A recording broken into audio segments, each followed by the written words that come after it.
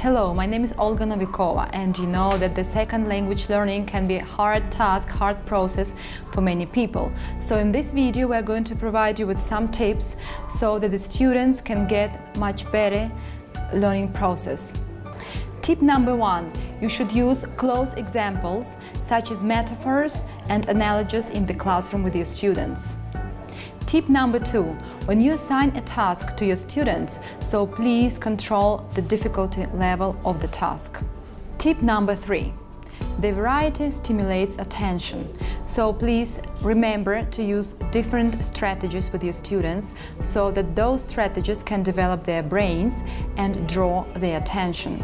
So a teacher must use different games, different stories and tasks in the same classroom. Tip number 4, design and implement the development of different games between tasks in the classroom. Tip number 5, assess the level of difficulty of each activity on a 1 to 10 scale. This can reduce the student's level of frustration. Tip number 6, divide the task into several parts. When the students with certain disabilities cannot accomplish the task, they can do it with the help of their teachers. Tip number 7, do not speak about your personal issues. Always try to stay within the classroom topic.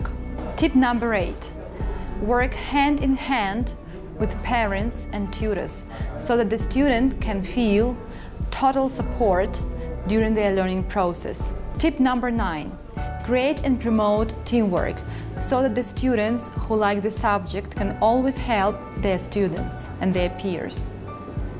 Tip number 10, set weekly tutorials with the students who do not show good results so that they can have a very good progress in the exams. Tip number 11, let the students give the class.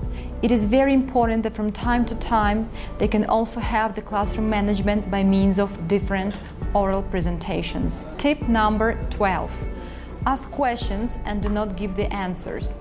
It is important to stimulate and encourage your students' curiosity. Tip number 13, maintain a positive attitude.